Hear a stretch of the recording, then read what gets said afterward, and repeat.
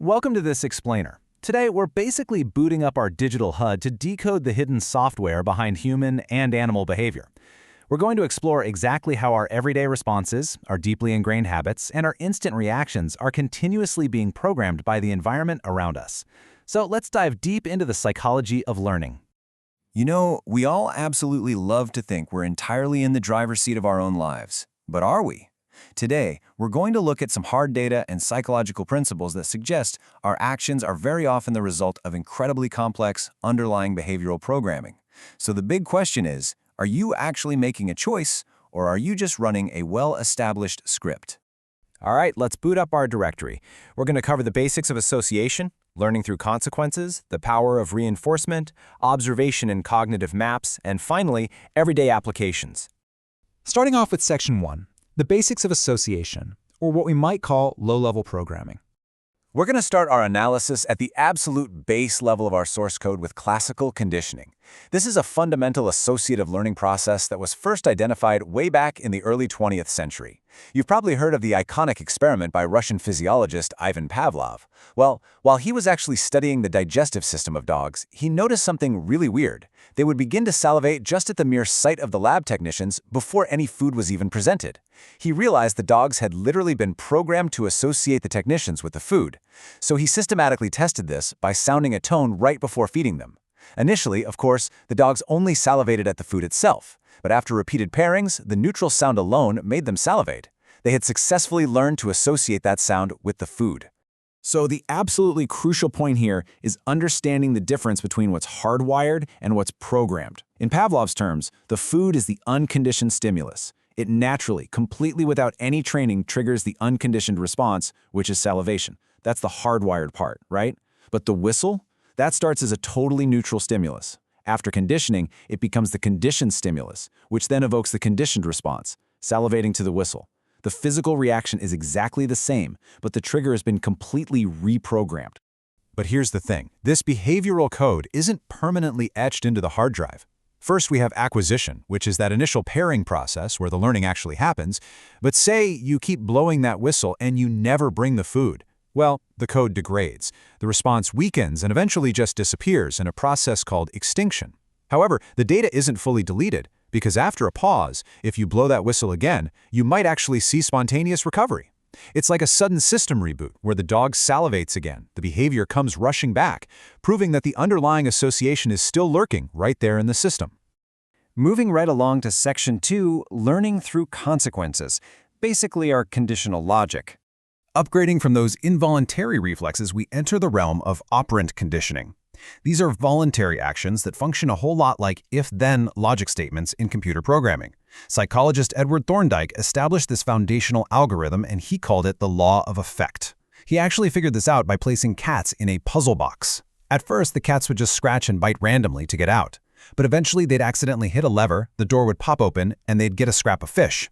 Over time, the cats stopped the useless behaviors and went straight for the lever.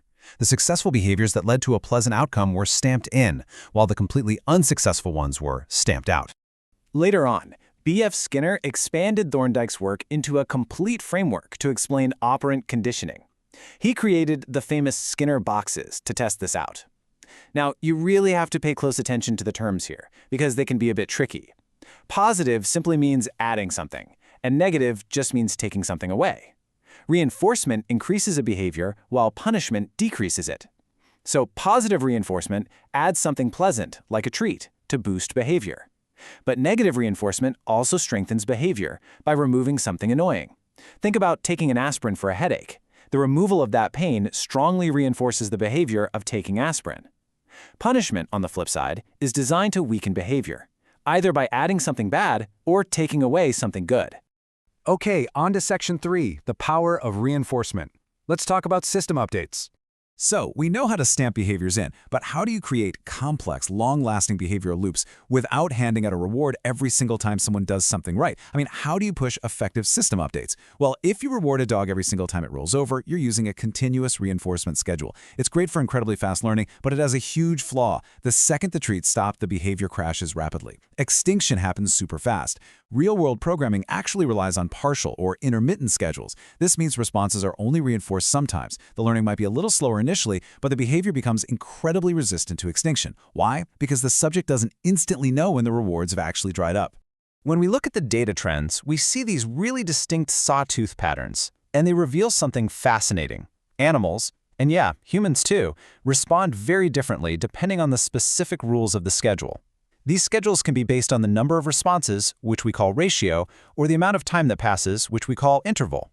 Plus, they can be fixed and totally predictable, or variable and completely unpredictable. The data shows that schedules based on the number of responses, those ratio types, induce much greater response rates than the time-based interval ones. Now think about how this actually applies to your life. The variable schedules, the absolutely unpredictable ones, produce the strongest, most persistent responses. A variable ratio schedule provides a reward after a completely unpredictable number of actions. That's literally a slot machine.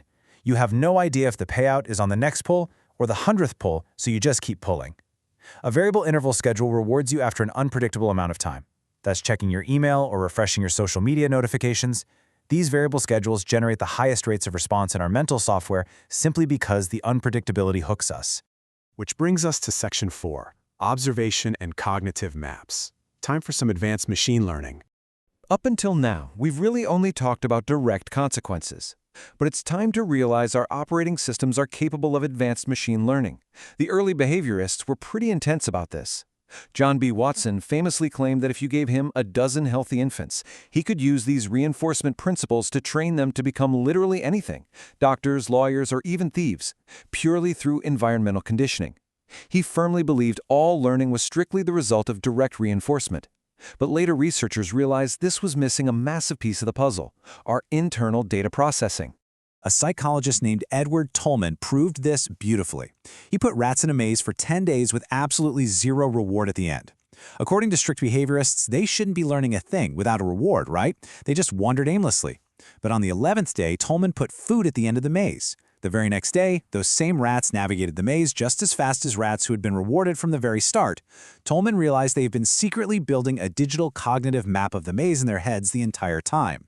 This is called latent learning, learning that occurs in the background but isn't actually demonstrated until there's a motivation to do so. Furthermore, Albert Bandura's studies demonstrated that we don't even need to be the ones running the maze to learn. No way! We can literally download behaviors just by watching other people. This is known as observational learning, or modeling. Bandura showed that children who watched an adult acting aggressively toward a Bobo doll would mimic that exact same aggressive behavior themselves. This proved that exposure to aggressive models, like say violence in the media, can directly program increased aggression in observers, entirely bypassing the need for any personal direct reinforcement. And finally, Section 5, Everyday Behavioral Applications. Let's look at real-world execution. So why does all this psychological programming actually matter to you in your daily life? How is this code being executed out in the real world right now? Well, the applications scale all the way from the micro to the macro. On a micro level, advertisers are constantly hijacking classical conditioning. They pair their totally neutral product, like a car or a soda, with really enjoyable, attractive imagery or upbeat music. That enjoyable ad is the unconditioned stimulus that naturally makes you feel good. Pretty soon, just seeing their logo makes you feel good. On a macro level, operant principles dictate massive social dynamics. Take the commons dilemma. This is a tricky situation where individuals, acting purely to maximize their own personal rewards, according to the law of effect, deplete a shared resource, ultimately ruining it for the whole group. That is operant conditioning driving our collective behavior. Now that this explainer has revealed the basic architecture of your behavioral programming, from those involuntary reflexes of classical conditioning to the incredibly sneaky hooks of variable reinforcement schedules, you have a big choice to make. The ultimate question is whether you'll just let your environment effortlessly dictate your habits, or if, armed with this new knowledge, you'll finally step up as the lead developer of your own mind. Thanks so much for tuning in, and keep questioning the code.